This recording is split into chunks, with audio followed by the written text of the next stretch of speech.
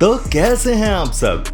क्या आपने कभी सोचा है कि बिना गाड़ियों या महंगे साधनों के लोग किस तरह से सफर करते हैं? आज हम आपको लेकर चलेंगे एक अनोखी यात्रा पर, जहां हम देखेंगे दुनिया भर के जुगाड़ू और दिलचस्प परिवहन के तरीके। चाहे वो कॉन्गो का चकुडू हो, मिस्र की फेलुका बोट या क्यूबा की मजेदार कोको टैक्सी, हर एक साधन में छुपी है लोगों की मेहनत, रचनात्मकता और जरूरत से निकाली हुई इंजीनियरिंग। तो जुड़े रहिए हमारे साथ और देखिए कैसे इन साधनों ने मुश्किल रास्तों को आसान बनाया और लोगों की जिंदगी को चलायमान रखा।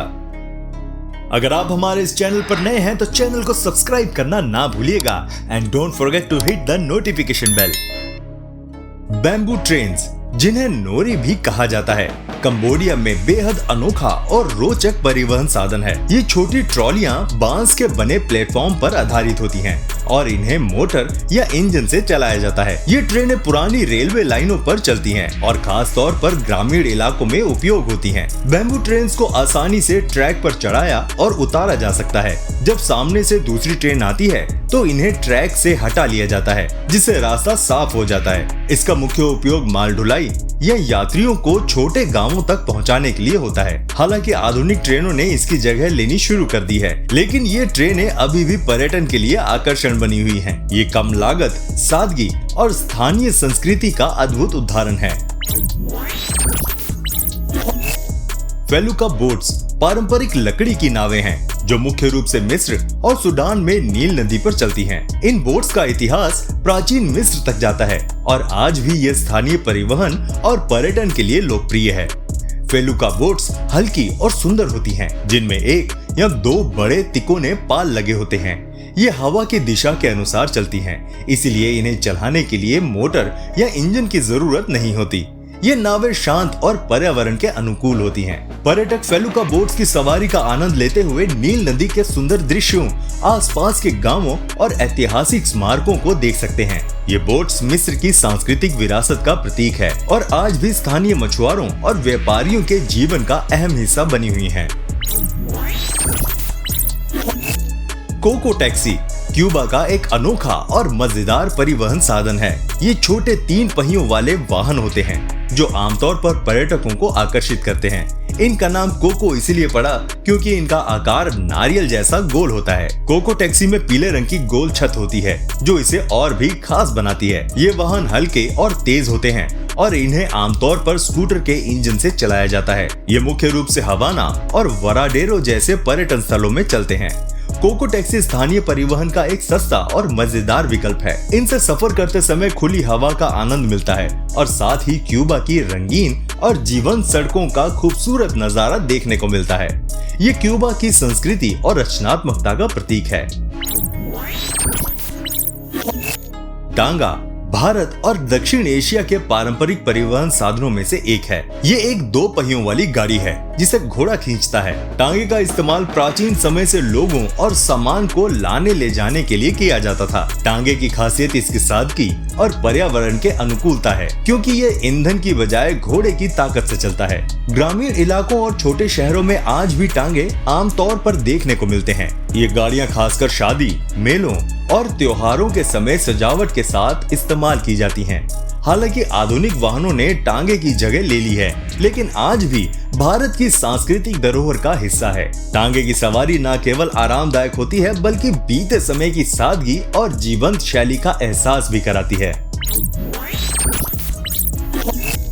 टोटोरा बोट्स पेरू और बोलीविया की टीटीकाका झील पर चलने वाली पारंपरिक नावें हैं। इन नावों को टोटोरा रीड नामक विशेष प्रकार के पौधे से बनाया जाता है जो झील के किनारे उगता है। ये नावें प्राचीन इंका सभ्यता के समय से बनाई जा रही हैं और आज भी स्थानीय लोगों के जीवन का हिस्सा हैं। टोटोरा बोट्स हल्की, मजबूत और पानी पर तैरने में सक्षम होती है। इनका उपयोग मछली पकड़ने, सामान ढोने और परिवहन के लिए किया जाता है। टीटीकाका झील पर रहने वाले ऊरू जनजाति के लोग इन नावों का उपयोग अपनी संस्कृति और पारंपरिक जीवन शैली को बनाए रखने के लिए करते हैं। पर्यटक इन नावों की सवारी करते हुए झील की सुंदरता और स्थानीय जीवन का अनुभव करते हैं। टोटोरा बोट्स पर्यावरण के अनुकूल और सांस्कृतिक धरोहर का प्रतीक हैं। आइस एंजल एक अनोखा और शानदार परिवहन साधन है। जो ठंडे और बर्फीले क्षेत्रों में उपयोग किया जाता है। ये खास तौर पर स्वीडन में देखा जाता है, जहाँ ये जमी हुई झीलों और नदियों पर लोगों और सामान को लाने ले जाने का काम करता है। आइस एंजल एक प्रकार की बर्फ पर चलने वाली नाव है, जिसे हवा से चलाने वाले प्रोपेलर से संचालित किया जाता है। ये फिसलन भरी बर्फ और पतले जमे हुए पानी पर भी आसानी से चल सकती है। इसका उपयोग तब किया जाता है जब पारंपरिक नावें और वाहनों का इस्तेमाल संभव ना हो। ये साधन न केवल स्थानीय लोगों के लिए उपयोगी है, बल्कि पर्यटकों को रोमांचकारी अनुभव भी देता है। आइस एंजल सुरक्षा, तकनीक और प्रकृति के संगम का एक बेहतरीन उदाहरण है, जो बर्फीले परिवेश में जीवन को आसान बनाता है। चकुडू एक अनोखा और पारंपरिक लकड़ी का स्कूटर है, जो मुख्य रूप से कोंगो में उपयोग किया जाता है। ये 2 पहियों वाला साधन पूरी तरह से लकड़ी से बनाया जाता है और इसे बिना इंजन के धकेल कर चलाया जाता है। चकुडू का उपयोग भारी सामान ढोने के लिए किया जाता है, जैसे फसलें, लकड़ी, पानी और बाजार के सामान। ये ग्रामीण लोगों में एक सस्ता और मजबूत परिवहन साधन है, जिसे लोग अपनी जरूरतों के हिसाब से डिजाइन करते हैं। चकुडू बनाने में स्थानीय सामग्री का उपयोग होता है, जिससे ये पर्यावरण के अनुकूल और आर्थिक रूप से किफायती बनता है। ये न केवल मेहनतकश लोगों की रचनात्मकता और आत्मनिर्भरता का प्रतीक है, बल्कि अफ्रीका के स्थानीय संस्कृति और जीवन शैली की झलक भी दिखाता है। चकुडू आज भी कई परिवारों के लिए आय का स्रोत है। पील P50 दुनिया की सबसे छोटी कार के रूप में मशहूर है। इसे 1962-1965 के बीच इंग्लैंड के पील इंजीनियरिंग कंपनी ने बनाया था। ये कार इतनी छोटी है कि इसे आसानी से हाथ से खींचकर ले जाया जा सकता है।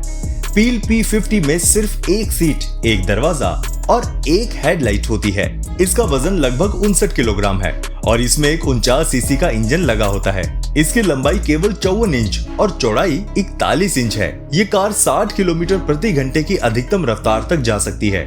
इसका उपयोग मुख्य रूप से शहरों में छोटे सफर के लिए किया जाता है। 2010 में इसका एक मॉडर्न वर्जन भी लॉन्च किया गया। पील P50 अपनी अनोखी बनावट और इतिहास के कारण आज भी ऑटोमोबाइल प्रेमियों के बीच बेहद लोकप्रिय है। कोरैकल एक पारंपरिक गोल आकार की नाव है, जो भारत के दक्षिणी हिस्सों, खासतौर पर कर्नाटक, आंध्र प्रदेश और तमिलनाडु में देखी जाती है। इसे बांस, लकड़ी और चमड़े से बनाया जाता है। इसकी अनोखी बनावट इसे हल्का और तैरने में आसान बनाती है। कोरैकल का उपयोग प्राचीन समय में नदियों और झीलों में मछली पकड़ने, सामान ढोने और छोटी यात्राओं के लिए किया जाता था। इसका गोल आकार इसे पानी में स्थिर बनाए रखता है। ये नाव इतनी हल्की होती है कि इसे सिर पर उठाकर ले जाया जा सकता है। पर्यटक कोरैकल की सवारी का आनंद लेते हुए शांत नदियों और सुंदर प्राकृतिक दृश्यों का अनुभव करते हैं। ये नाव स्थानीय लोगों की रचनात्मकता और पारंपरिक ज्ञान का प्रतीक है।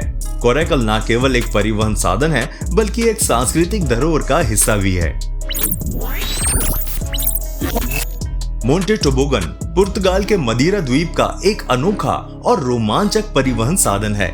ये 19वीं शताब्दी से उपयोग में आ रहा है और आज ये पर्यटकों के लिए बड़ा आकर्षण बन चुका है। इसे लकड़ी और बांस से बनाया जाता है और इसमें 2 सीटें होती हैं। मोंटे टोबोगन को कार्रो डी सिमेटा भी कहा जाता है। ये बिना इंजन के ग्रेविटेशनल फोर्स के बल पर ढलान वाली सड़कों पर फिसलता है। इन्हें 2 कुशल गाइड, जिन्हें कारेरोस कहते हैं, रस्सियों और अपने पैरों से नियंत्रित करते हैं। ये सवारी मोंटे गांव से फुंचाल शहर तक करीब 2 किलोमीटर की दूरी तय करती है। इसकी तेज रफ्तार और घुमावदार रास्ते रोमांचक अनुभव देते हैं। मोंटे टोबोगन न केवल मनोरंजन का साधन है, बल्कि यह मदिरा की सांस्कृतिक पहचान और इतिहास का प्रतीक भी है। पार्टी बाइक एक मजेदार और अनोखा परिवहन साधन है, जिसे खासतौर पर दोस्तों और समूहों के लिए बनाया गया है। ये एक बड़ी साइकिल होती है जिसमें 8 से 15 लोग बैठ सकते हैं और इसे सभी लोग एक साथ पैडल मारकर चलाते हैं। पार्टी बाइक का उपयोग मुख्य रूप से शहरों में घूमने, पार्टी करने और मजेदार गतिविधियों के लिए किया जाता है। इसमें बीच में एक टेबल होता है जहाँ लोग खाना पीना और बातचीत कर सकते हैं। कुछ पार्टी बाइक्स में संगीत और लाइट्स की भी सुविधा होती है, जिससे माहौल और भी खास बन जाता है। ये पर्यावरण के अनुकूल है क्योंकि ये बिना ईंधन के केवल पैडलिंग से चलती है। पार्टी बाइक्स का उपयोग यूरोप और अमेरिका में अधिक होता है, लेकिन अब ये दुनिया के अन्य हिस्सों में भी लोकप्रिय हो रहा है। ये मस्ती और फिटनेस का बेहतरीन मेल है। अगर आपको मौका मिले तो आप इनमें से कौन सा वाहन चलाना चाहेंगे, हमें कमेंट करके जरूर बताइएगा। और अगर वीडियो पसंद आई हो तो इसे लाइक भी कर देना। मिलते हैं आपसे अगली वीडियो में, तब तक प्लीज अपना बहुत ध्यान रखिएगा।